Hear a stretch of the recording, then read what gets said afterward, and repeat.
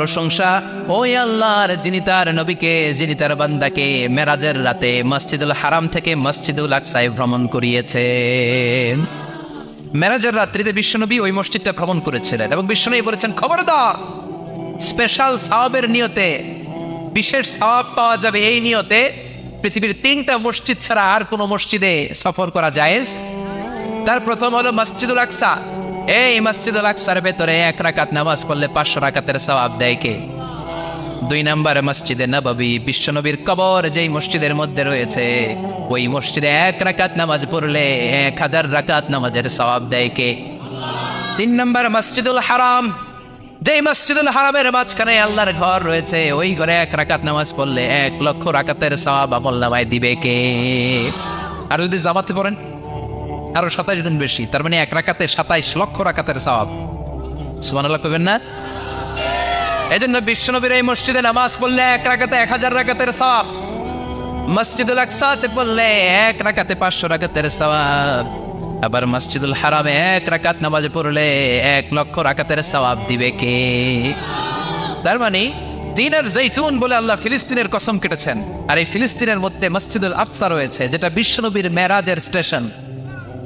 বিশ্বনবী মেরাজ করতে যে ওইখানে ব্রেক নিয়েছে, ওইখানে বিশ্বনবী ট্রানজিট নিয়েছে। বিশ্বনবীর মেরাজটা হয়েছে এইভাবে, সরাসরি রব্বুল আলামিন বিশ্বনবীকে আল্লাহর আরশে টান দিয়ে একেবারে নিয়ে যায় নাই। বিশ্বনবীকে মক্কাতুল মুকাররমা থেকে প্রথমে বিশ্বনবীকে ইয়াসরিবে নেওয়া হয়েছে।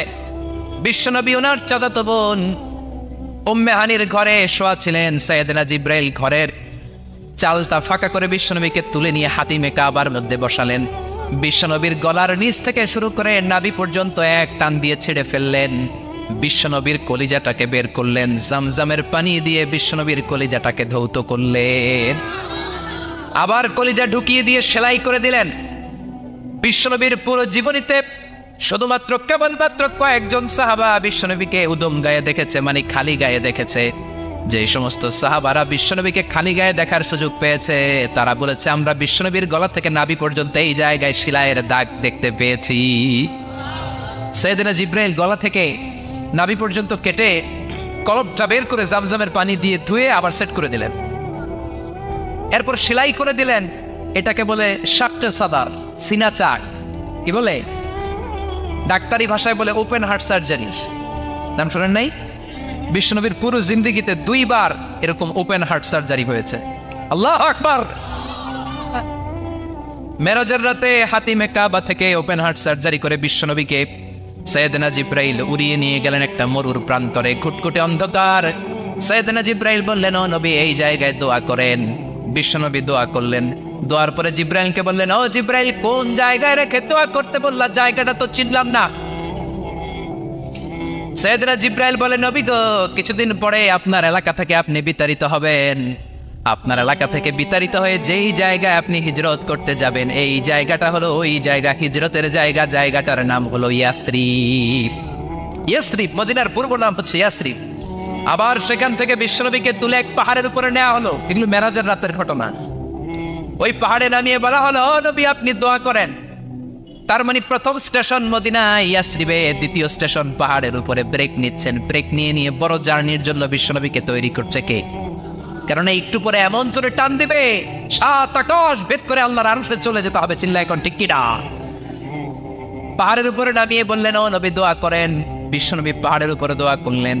এবার বললেন, ও জিব্রাইল, আইয়ু জাবালিন হাদা? অন্ধকার, গুটগুটে অন্ধকার, কিছু দেখি না, এটা আবার কোন পাহাড়? সাইয়েদনা জিব্রাইল বললেন, ও নবী, এই পাহাড়টা হলো জাবালু মুসা, আপনার ভাই মুসার পাহাড়। এটা হলো তুর পাহাড়। তুর পাহাড়ের চূড়ায় এসেছেন। সেখান থেকে আরেক ব্রেক দিয়ে বিশ্বনবীকে মসজিদুল আকসাতে নেওয়া হয়েছে। যে মসজিদুল আকসা ফিলিস্তিনের ভূখণ্ডে অবস্থিত, যে মসজিদে 1 রাকাত সালাত আদায় করলে 500 রাকাতের সওয়াব আমলনামায় ঢুকিয়ে দিবে কে? আবার এই ফিলিস্তিন বিলাদুস শাম, এই শাম দেশ যেন তেন জায়গা নয়। 2টা বর্ণনায় পাওয়া যায় কিয়ামতের ময়দানটা হবে আরাফাতের ময়দানে। আবার আরেকটা বর্ণনায় পাওয়া যায় কিয়ামতের ময়দানটা হবে সিরিয়া, ফিলিস্তিন, এই শামের ভূখণ্ডের ময়দানে। পড়েন সুবহানাল্লাহ।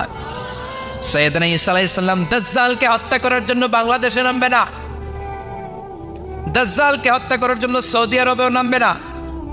মিশরেও নামবে না, ইরাকেও নামবে না, লেবাননেও নামবে না, আলজেরিয়াতেও নামবে না, তিউনিশিয়াতেও নামবে না, মরক্কোতেও নামবে না। সাইয়েদনা ঈসা আলাইহিস সালাম দাজ্জালকে হত্যা করার জন্য ফিলিস্তিনের দামেস্কের জামে মসজিদের সবচেয়ে বড় মিনারার পাশে দুইজন ফেরেশতার পাখার উপরে ভর করে জামিনে নেমে আসবেন। এই জায়গাটা অনেক গুরুত্বপূর্ণ জায়গা। আল্লাহ বলেছেন বারাকনা হাওলা, এই পুরো এলাকাটাকে আমি বরকত দিয়ে ছেয়ে দিয়েছি। পড়েন আল্লাহু আকবার। আবার এই জায়গায় বিশাল একটা যুদ্ধ হবে। ফিলিস্তিনের একটা শহর আছে আল গৌতা, এই গৌতা শহরে মুসলমানদের কেন্দ্রবিন্দু হবে। কিয়ামতের আগ দিয়ে যা যা ঘটবে সব এই ফিলিস্তিনে ঘটবে। এই জন্য তিন আর জাইতুনের কসম কাটার মধ্য দিয়ে ফিলিস্তিনের কসম কেটেছে কে? এই ফিলিস্তিনের বাইতুল লাহাম, যেটাকে বলে বেথেলহাম, এই বেথেলহাম সিটিতে ঈসা আলাইহিস সালামের জন্ম। সুবহানাল্লাহ পড়েন। যাইতে মনে চায় সৌদি আরব, যেতে মনে চায় মক্কা, যেতে মনে চায় মদিনাতে, বিশ্বনবী শুয়ে আছেন সেখানে। দেখা দাও রাসূলুল্লাহ, ধন্য করো দিদারে, আমি কেঁদে কেঁদে হই গো সারা, ধন্য করো দিদারে। দুই সাথীকে পাশে নিয়ে হায়, ঘুমিয়ে আছো নিঝুম নিরালায়, আমি সইতে পারি না বিরহ জ্বালা, ধন্য করো দিদারে। ডেকে লও হাবিবাল্লাহ,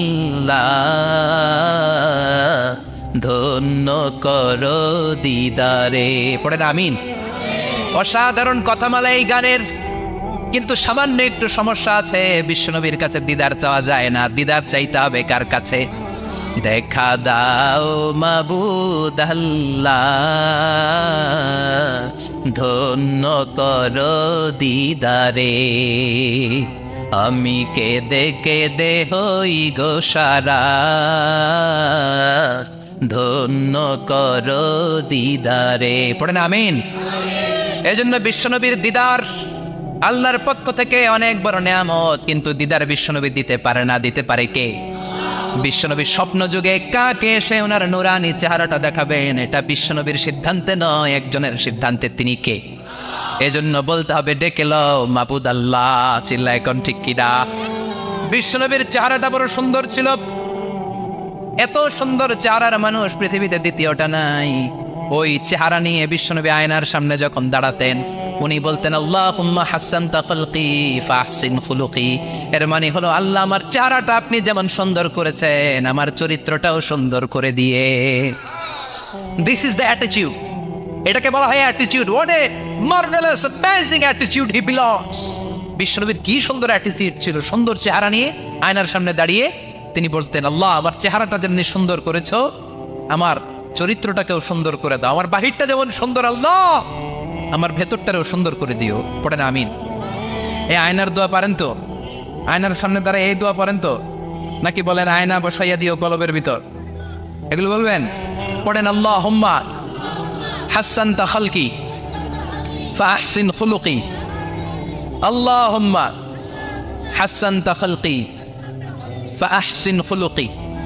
হে আল্লাহ, সবাই বলেন হে আল্লাহ, তুমি আমার চেহারাটা সুন্দর করেছো, তুমি আমার চরিত্রটাও সুন্দর করে দিও। আমিন। আর জোরে পড়েন আমিন। এই জন্য নিজে যখন আয়নার সামনে দাঁড়াবেন এটা বলবেন, আপনার স্ত্রী যখন আয়নার সামনে দাঁড়ায় তখন এইটা বলবেন, আপনার বাচ্চা যখন আয়নার সামনে দাঁড়ায় তখন এই দোয়া পড়বেন। রাজি আছেন তো?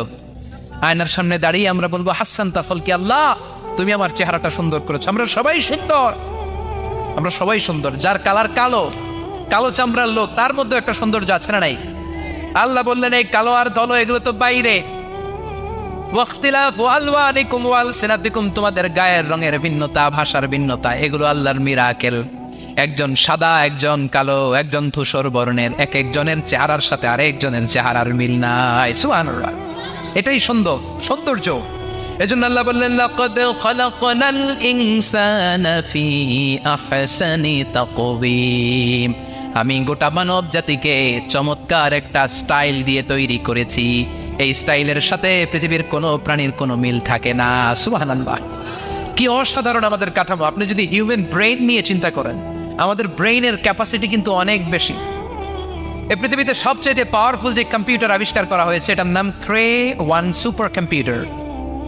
ইউনাইটেড স্টেটস অফ আমেরিকাতে যারা মিলিটারি বেসে জব করে তাদের ম্যাথমেটিক্যাল ইকুয়েশন ড্র করার জন্য, সলিউশন করার জন্য এই ক্রে-1 সুপার কম্পিউটার তারা ইউজ করে।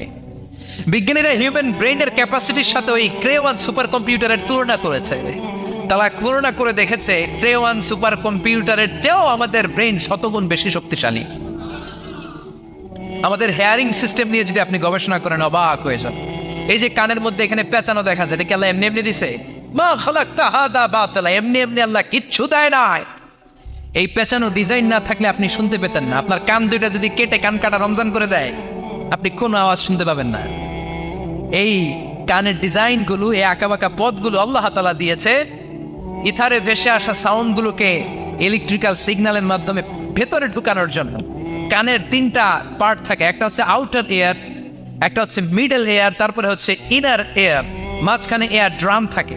এই আউটার এয়ার থেকে, মিডল এয়ার থেকে, তারপরে ইনার এয়ারে ইলেকট্রিক্যাল সিগন্যাল দিয়ে বাতাসে ভেসে আসা এই সাউন্ডের ওয়েভগুলো, এই তরঙ্গগুলোকে ইলেকট্রিক্যাল সিগন্যাল দিয়ে ট্রান্সমিট করে ব্রেইনের হেয়ারিং নার্ভের কাছে পাঠিয়ে দেয়। এই সূক্ষ্ম কাজগুলো হতে আসলে অনেক সময় লাগে, কিন্তু 1 সেকেন্ডের মধ্যে আমি বলছি আর আপনারা সেকেন্ডে শুনছেন। চিল্লা এখন সুবহানাল্লাহ। আবার কান যেখানে রাখা দরকার আল্লাহ ওইখানে রাখলেন, চোখ দুইটা যেখানে দেয়া দরকার ওইখানে দিলেন, নাক যেখানে দেয়া দরকার ওইখানে, মুখ যেখানে দেয়া দরকার। এর চেয়ে সুন্দর করে কি আর তৈরি করা যেত?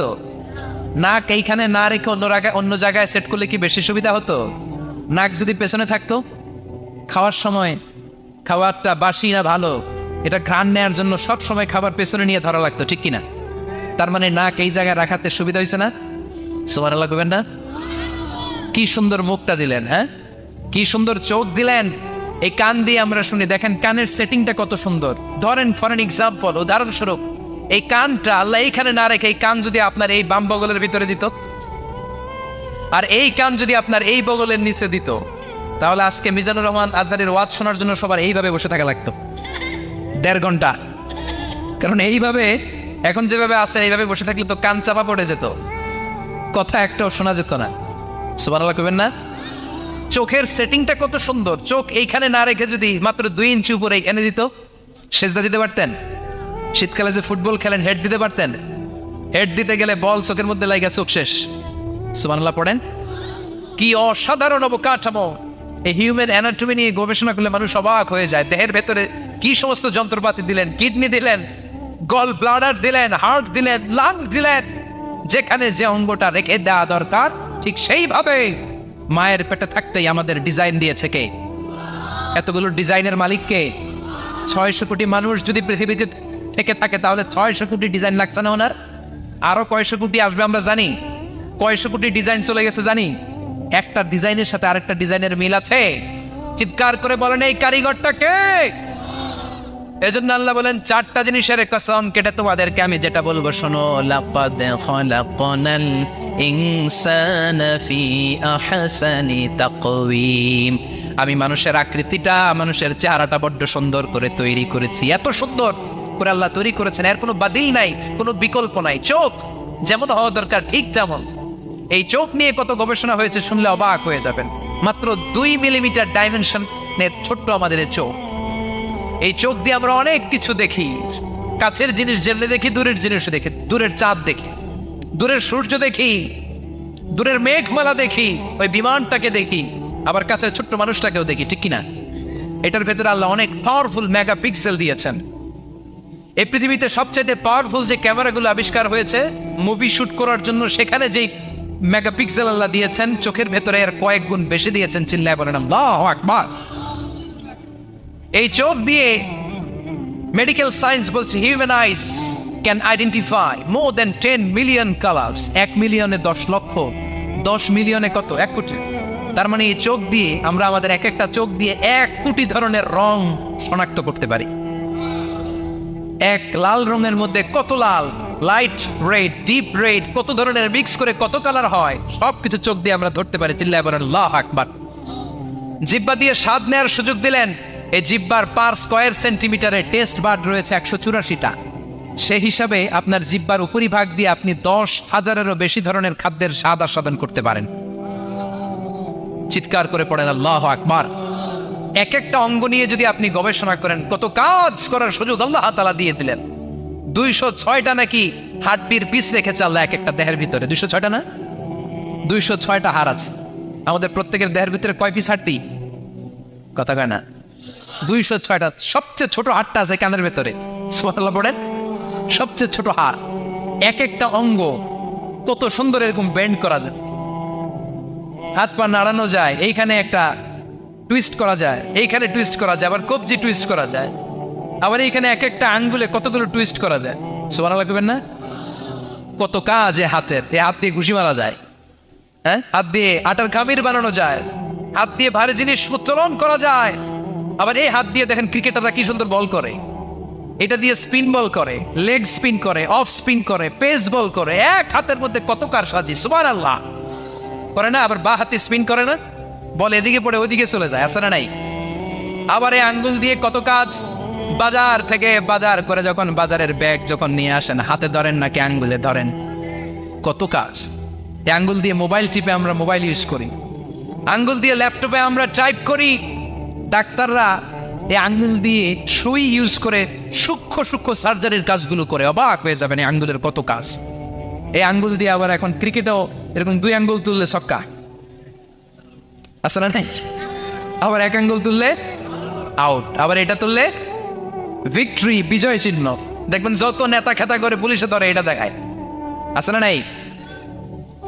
এইভাবে কত ধরনের নমুনা আমরা ইউজ করি, কতভাবে হাতগুলোকে ইউজ করি, কতভাবে পা গুলোকে ইউজ করি। দেহের এই সৌন্দর্য আমাদের দান করেছে কে? লাকাদ খালাকনাল ইনসানা ফি আহসানি তাকওয়িম।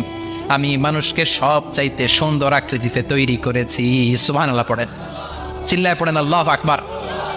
আল্লাহ বললেন মানুষ সব চাইতে সেরা, মানুষ হলেন সব চাইতে সেরা। মানুষ যখন সেরা হয়, মানুষের চাইতে সেরা কেউ হয় না। আবার মানুষ যদি নিকৃষ্ট হয়ে যায়, মানুষের চাইতে নিকৃষ্ট কেউ হতে পারে না, ঠিক কি না? আল্লাহ বললেন মানুষের আকৃতি আমি বড্ড চমৎকার করে বানালাম। সবচেয়ে সুন্দর আকৃতি মানুষের। সবচেয়ে সুন্দর আকৃতি কার? জোরে বলেন। সবচেয়ে বেশি মর্যাদা কার? আশরাফুল মাখলুকাত কে? আশরাফুল মাখলুকাত কে? চিল্লায়া বলেন। নাকি হাতি? রয়্যাল বেঙ্গল টাইগার শক্তিশালী না? এটা তো মানুষ খেয়ে ফেলায়, তো এটাই না আশরাফুল মাখলুকাত হওয়া দরকার? হাতি সবচেয়ে শক্তিশালী না? তো এইটাই না আশরাফুল মাখলুকাত হওয়া দরকার? এগুলো কোনটাই আশরাফুল মাখলুকাত না। আশরাফুল মাখলুকাত হচ্ছে মানুষ। আশরাফুল মাখলুকাত কি? চিল্লায় বলেন আশরাফুল মাখলুকাত কে? এজন্য আল্লাহ বললেন লাকাদ খালাকনাল ইনসানা ফি আহসানি তাকওয়িম। আমি মানুষকে চমৎকার আকৃতি দিয়ে তৈরি করেছি। সুম্মা রাদাদনাহু আসফালা সাফিলিন। আবার মানুষকে আমি একেবারে নিম্নগামী করেছি। উপরে যেমনি নিয়েছি, আবার মানুষকে নিম্নগামীও করেছি। তার মানে মানুষ যদি সম্মানিত হয়, মানুষের চেয়ে বেশি সম্মানিত কেউ হতে পারে? মানুষ যদি সম্মানিত হয়, মানুষের চেয়ে সম্মানিত হওয়ার সুযোগ কারো আছে? দলিল কি? দলিল হচ্ছে বিশ্বনবী যখন মেরাজে যাচ্ছিলেন, একটা সার্টেন লেভেল, যে একটা নির্দিষ্ট জায়গায় যে সাইয়েদনা জিব্রাইল বললেন ইয়া রাসূলুল্লাহ আমি আর উপরে যেতে পারবো না, আমার খেলা এই জায়গায় শেষ, নবী আপনার খেলা এখন শুরু। সুবহানাল্লাহ। ও নবী, এই জায়গার নাম সিদরাতুল মুনতাহা, এটা সীমান্ত বৃক্ষ, এটা হচ্ছে বর্ডার এরিয়া। কি এরিয়া? এটা হলো বর্ডার এরিয়া, এখানে আমার খেলা শেষ। আজীবন আমি এই জায়গায় এসে কান পেতে আল্লাহর অর্ডার শুনেছি, আর ওই অর্ডার তামিল করার জন্য দুনিয়াতে নেমেছি। আমি জিব্রাইলের উপরে যদি 1 ইঞ্চি উপরে ওঠার চেষ্টা করি, আমার শত শত পাখাগুলোকে জ্বালিয়ে ছাই করে দিবে কে? সাইয়েদনা জিব্রাইল আর উপরে যেতে পারে নাই। যেখানে সাইয়েদনা জিব্রাইলের খেলা শেষ, ওইখানে বিশ্বনবীর খেলা শুরু হয়েছিল। কোন সুবহানাল্লাহ। তার মানে মানুষ যখন উপরে ওঠে, এত উপরে উঠে যায়, ফেরেশতাদেরকেও হার মানিয়ে ফেরেশতাদের উপরে চলে যায়। আবার মানুষ যখন নিচে নামতে শুরু করে শয়তানকেও হার মানিয়ে নিচে চলে যায়, ঠিক কিনা? তার মানে হাইয়ার হলে সব দিক দিয়ে হাইয়ার, হাইয়েস্ট তো অল ক্রাইটেরিয়াতে সে হাইয়েস্ট, লোয়েস্ট তো অল ক্রাইটেরিয়াতে সে লোয়েস্ট। মানুষ ভালো হলে এর চেয়ে ভালো আর হয় না, মানুষ খারাপ হলে তার চাইতে খারাপ আর হয় না। এজন্য আল্লাহ বললেন সুম্মা রাদাদনাহু আসফালা সাফিলিন। মানুষকে যেমনি আমি সুন্দর আকৃতি দিয়ে তৈরি করেছি, আবার ওই মানুষকে আমি আল্লাহ নিম্নগামী করেছি, যেটা উপরে ওঠে ওইটা আবার নিচেও নামা লাগে, ঠিক কিনা? কোন কোন তাফসীরে মুফাসসিরিনে ইকরাম বলেছেন আসফালা সাফিলিন দিয়ে বার্ধক্যকে বোঝানো হয়েছে। যৌবনে মানুষের চেহারার সৌন্দর্য বেড়ে যায়, যৌবন যখন ঠিকরে পড়ে একজন তাগড়া যুবক, তার চেহারার মধ্যে যে সৌন্দর্য, ওই ছেলেটাই যখন বুড়ো হয়ে যায় তার চেহারার দিকে কেউ তাকাতে চায় না। রং ধরা যৌবন জং ধরে নাই, জং ধরে শেষ, ঠিক কিনা? আবার কোন কোন মুফাসসির বলেছে না, এটা নৈতিক অধঃপতন। সুম্মা রাদাদনাহু আসফালা সাফিলিন। মানুষ যখন নিম্নগামী হয় সবচেয়ে খারাপ হয়ে যায়। এই মানুষের মধ্যে যখন নেফাকি দেখা দেয়, মানুষ যখন মুনাফিক হয়ে যায় সবচেয়ে খারাপ হয়ে যায়। মুনাফিকের চরিত্র যখন একজন মানুষের মধ্যে সে ধারণ করে, নিচে যেতে যেতে এত নিচে সে চলে যায়, শয়তান দেখে অবাক হয়ে যায়। শয়তান দেখে মনে মনে কয়, এইটাই যদি দুনিয়ায় আইবো আমারে আল্লাহ বানাইছে কেন? কথা বুঝতে পারছেন? মানুষ এত নিচে যায়, শয়তান অবাক হয়ে বলে, এইটাই যদি দুনিয়াতে থাকতে তো আমি তৈরি হইলাম কেন, আমি শয়তান হইলাম কেন? এজন্য মানুষ ভালো হলে সবচেয়ে ভালো, খারাপ হলে সবচাইতে খারাপ। তার কারণটা কি? মানুষ যখন খারাপ হয় পশুর চাইতেও খারাপ হয়ে যায়। জোরে বলেন ঠিক কিনা? আমরা বলি না তুই পশুর চাইতেও অধম। মানবিকতা হারিয়ে যখন মানুষ অন্যায় কাজ করে তখন আমরা বলি তুই পশুর চাইতেও অধম, ঠিক কিনা?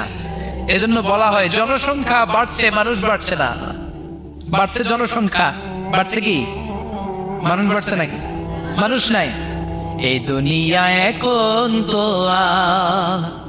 সেই দুনিয়া নাই, মানুষ নামের মানুষ আছে, দুনিয়া বোঝায় সেই মানুষের ভিড়ে আমার আসল মানুষ নাই।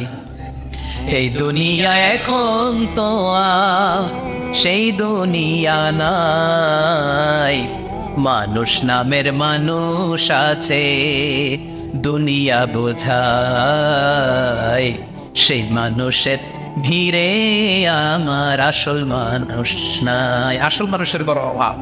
এজন্য বাড়ছে জনসংখ্যা, মানুষ বাড়ছে না। মানুষ যখন খারাপ হয়ে যায় পশুকেও হার মানায়। আল্লাহ বলে উলাইকা কাল আনআম বাল হুম আদাল উলাইকা হুমুল গাফিলুন। কারণ একটা সিংহ কখনো আর একটা সিংহকে মারে না। খেয়াল করে বুঝেন, সিংহ কোনোদিন সিংহ মারে নাকি?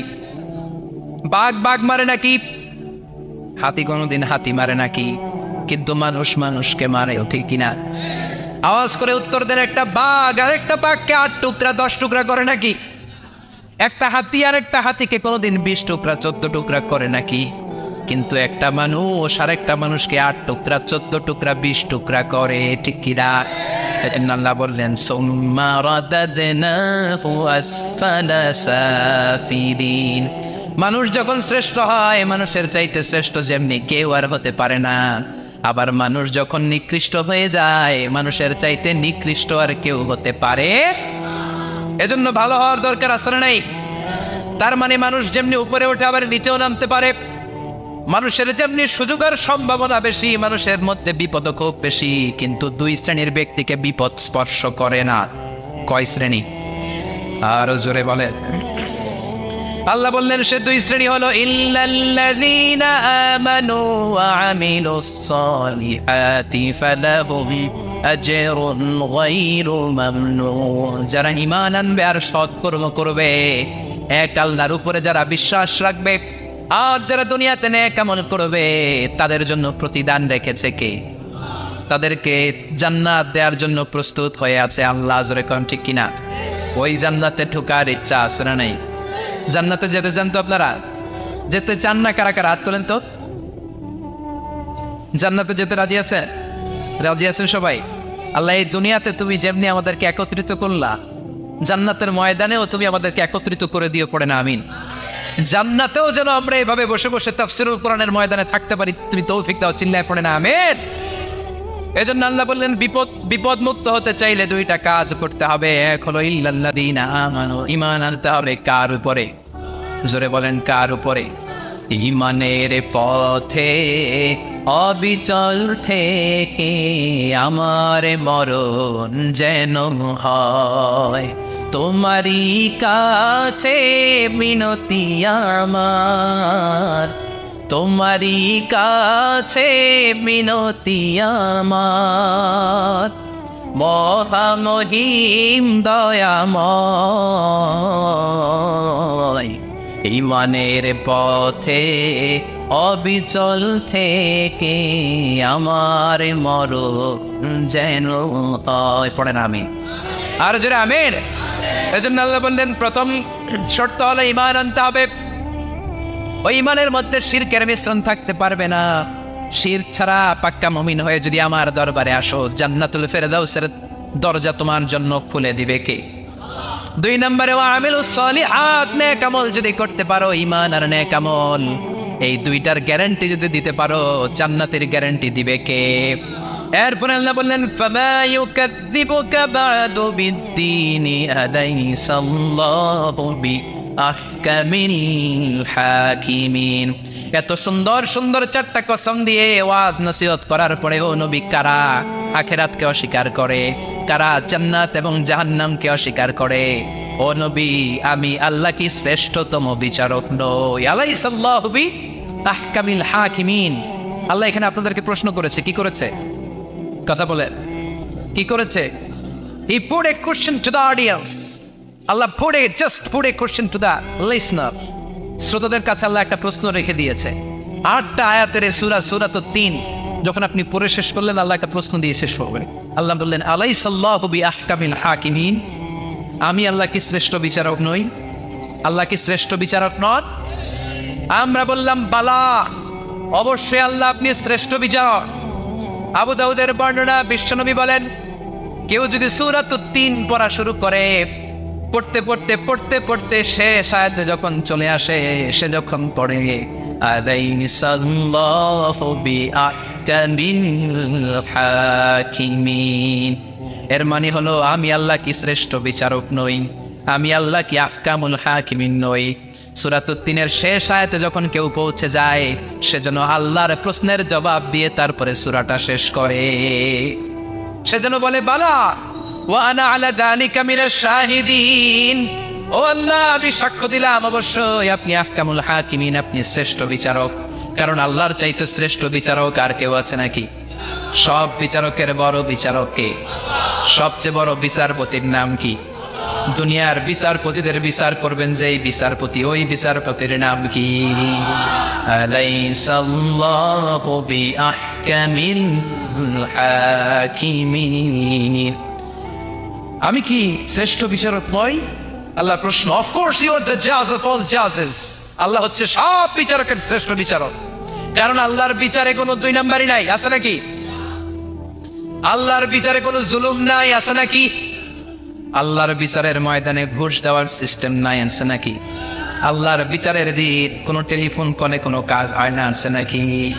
এজন্য আল্লাহ বললেন ওয়া মা আনা বিযাল্লামিন লিল আবিদ, আমার বিচারটা এত স্বচ্ছ বিচার, এত চমৎকার বিচার, এই বিচারে কেউ জুলুমের শিকার হবে না। ফামাই ইয়ামাল মিসকালা যাররাতিন খায়রান ইয়ারা ওয়া মান ইয়ামাল মিসকালা যাররাতিন শাররান ইয়ারা।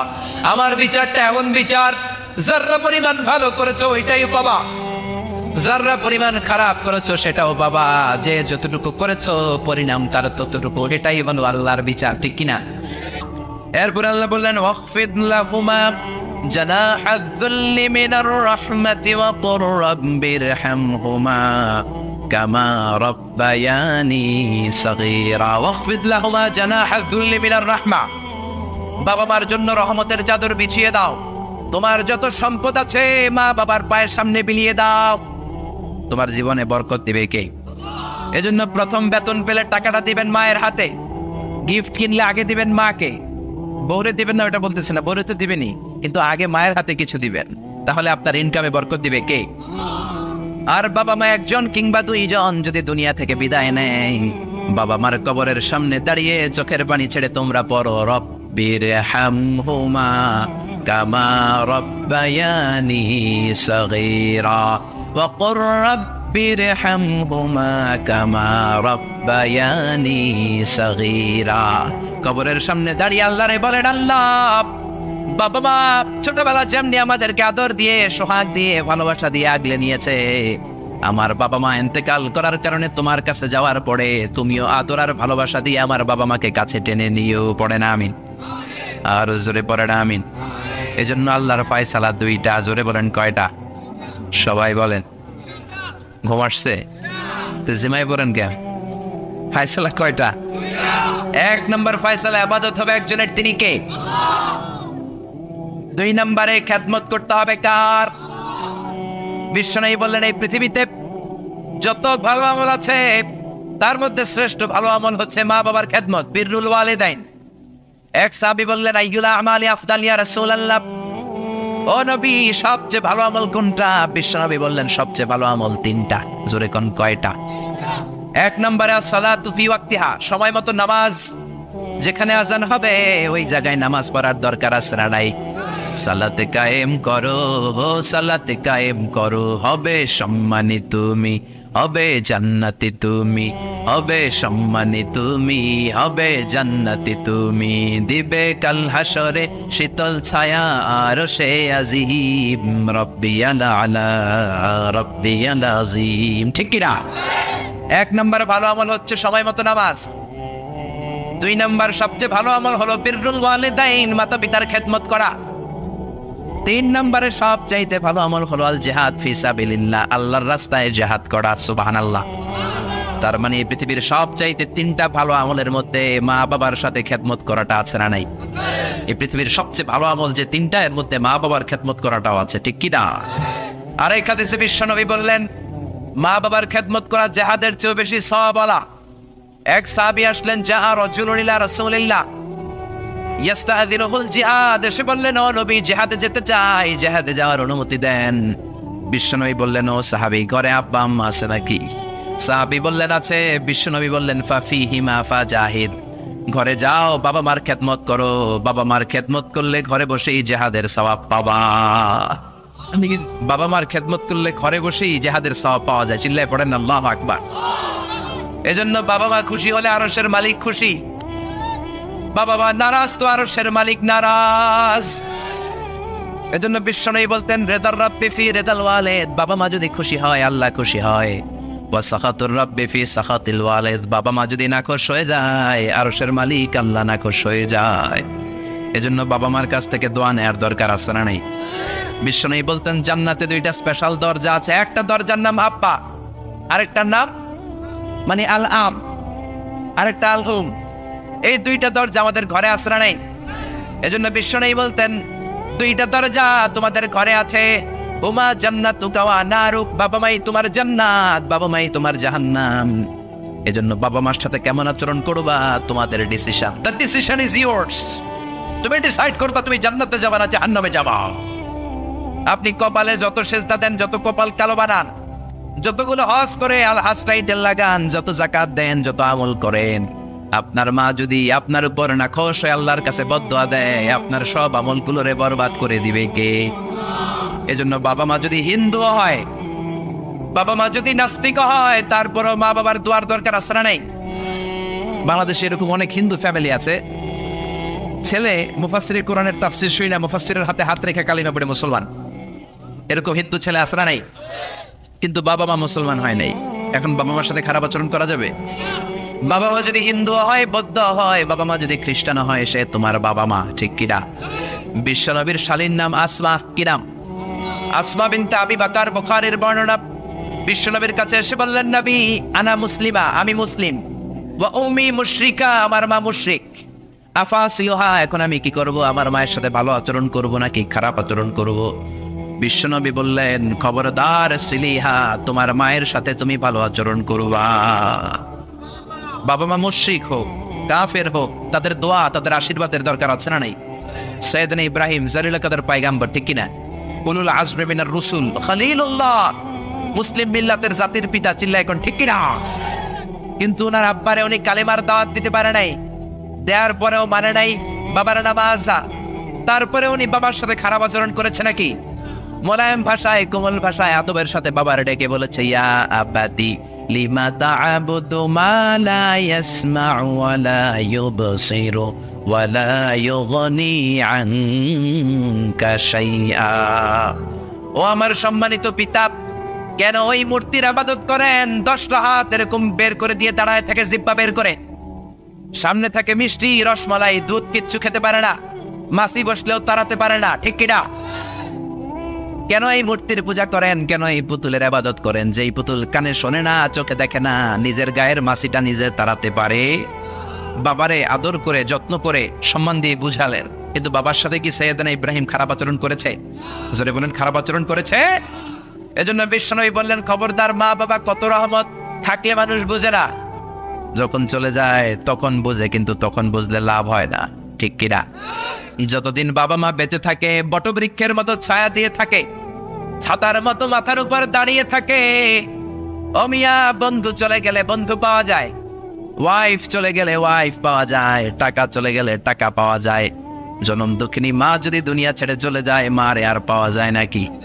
ওগো মা, তুমি এই ধরনের শ্রেষ্ঠ নেয়ামত, তোমারই পদ তলে রয়েছে জান্নাত। ওগো মা, তুমি এই ধরনের শ্রেষ্ঠ নেয়ামত, তোমারই পদ তলে রয়েছে জান্নাত। সুবহানাল্লাহ। এজন্য মায়ের দোয়া এমন দোয়া কখনো ফিরে না। গুলি মারলে গুলি মিস হয়, ড্রোন হামলা করলে মিস হয়, ব্যালিস্টিক ক্ষেপণাস্ত্র মারলে মিস হয়, টম্বোমা মারলে মিস হয়, মায়ের দোয়া মিস হয় নাকি? কথা কর, বিশ্বাস হয়? একটু সন্দেহ সন্দেহ লাগে? Any confusion, any doubt? লা শাক্কা ফি, কোনো সন্দেহ নাই, লা রাইবা ফি, চিল্লা এখন ঠিক কি না? মায়ের দোয়া এমন দোয়া, মায়ের দোয়াটাও কবুল, বদ দোয়াটাও কবুল, ঠিক কি না? যদি এমন হতো শুধু দোয়াটা কবুল, তাহলে দোয়া না করুক, সমস্যা নাই। কিন্তু বদ দোয়া করলেও কবুল করে কে? বদ দোয়া কবুল হয়ে গেলে সমস্যা আছে না নাই? এজন্য মা বাবার সাথে ভালো আচরণ করব। বাবা মার ছেলে মেয়েদের দৃষ্টান্ত তরমুজ আর ছুরির মতো। মা বাবা হলো ছুরি, ছেলে মেয়ে তরমুজ। তরমুজ নিচে রেখে উপর থেকে ছুরি মারলে তরমুজ কেটে যায়, আবার ছুরি নিচে রেখে উপর থেকে তরমুজ ফেললেও তরমুজ কেটে যায়। উভয় অবস্থায় তরমুজের ক্ষতি হয়, ছুরির কিছু হয়। কথা বুঝতে পেরেছেন? এই জন্য যত বড় আল্লাহর ওলি আপনি হন না, মা বাবা বদদোয়া দিলে কিন্তু লেগে যাবে, ঠিক কি না? বনি ইসরাইলের একজন আবেদ ছিল, নাম জুরাইজ। নাম কি? বুখারীর বর্ণনা, প্রামাণ্য বর্ণনা আপনাদেরকে শোনাচ্ছি। জুরাইজ, সে একজন অনেক বড় আল্লাহর ওলি। তাহাজ্জুদের নামাজ পড়তো রাতে।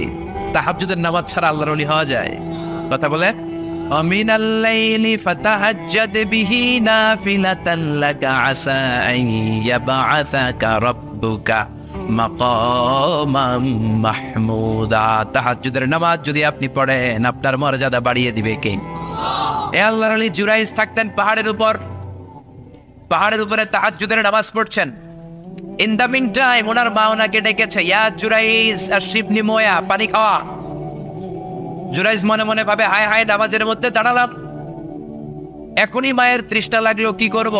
মায়ের ডাকে সাড়া দিব নাকি নামাজ চালিয়ে যাব? জুরাইজ মনে মনে ভাবে, কিছুক্ষণ পরে যে মাকে পানি খাওয়াবো, আগে নামাজটা পড়ি। কিছু সময় পর তার মা আবার ডাক দিল, ইয়া জুরাইজ। জুরাইজ আবার বিপদে পড়ে যায়, হায় হায়, কি করব? নামাজ পড়বো নাকি মারে পানি খাওয়াবো? আবার সিদ্ধান্ত নিল, না না, নামাজটা শেষ করে যাব। 3 বার ডাকার পরে জুরাইজ নামাজের কারণে মায়ের ডাকে সাড়া দেয় নাই। মায়ের মনের মধ্যে দুঃখ লেগেছে, মা তার মনে কষ্ট পেয়েছে। মুহূর্তের মধ্যে মা 2টা হাত তুলে আল্লাহর কাছে বদদোয়া দিয়েছে। কবুল করে নিয়েছে কে? ওই যে বলছি, মায়ের দোয়াও কবুল, বদদোয়াও। এটা কি মুফাসসিরে কোরআন নাকি হাফেজ না মাওলানা না আল্লাহর ওলি, ইট ডাজন্ট ম্যাটার, ওইটা কোনো বিষয় না। দোয়া করলেও কবুল, বদদোয়া তো কবুল, চিল্লা এখন ঠিক কি না? আল্লাহর ফয়সালা কয়টা? জোরে বলেন। 1 নম্বরে ইবাদত হবে একজনের, তিনি কে? 2 নম্বরে খেদমত হবে কার? দোয়া নিবেন কার কাছ থেকে? জোরে বলেন, কার থেকে? এজন্য বাবা মার খেদমত করবেন, বাবা মার কাছ থেকে দোয়া নিবেন। জীবনটারে উজালা করে দিবে কে? ইসলাম কখনো একপাক্ষিক কথা বলে না, মনোযোগ দিয়ে শোনার চেষ্টা করেন। ইসলামের কথা দ্বিপাক্ষিক, দুই পক্ষরেই ইসলাম কথা বলে। ছেলেদেরকে বললো অবিল ওয়ালিদাইনি ইহসানা, মাতা পিতার প্রতি ইহসান করবা, কিন্তু বাবা মারেও বলে দিল তোমাদের জন্য কিছু কাজ আছে না নাই? ছেলের বাবা কিংবা মেয়ের বাবা হয়েছেন এখানে কে কে হাত তুলে দেখান তো দেখি দেখি। ছেলের বাবা মেয়ের বাবা, মাশাআল্লাহ, কম না তো, আমিও আছি আপনাদের হাত নামান। ছেলের বাবা মেয়ের বাবা। ইসলাম হচ্ছে ইটস এ ব্যালেন্স রিলিজিয়ান, ভারসাম্যপূর্ণ জীবন ব্যবস্থা। বাবা মাকেও ইসলাম কিছু গাইডলাইন দিয়েছে, ওগুলো মানার দরকার আছে না নাই? বাবা মার জন্য প্রথম গাইডলাইন, ছেলে হোক মেয়ে হোক শুকরিয়া হবে কার? কিছু লোক আছে ছেলে হলে এলাকার সবাই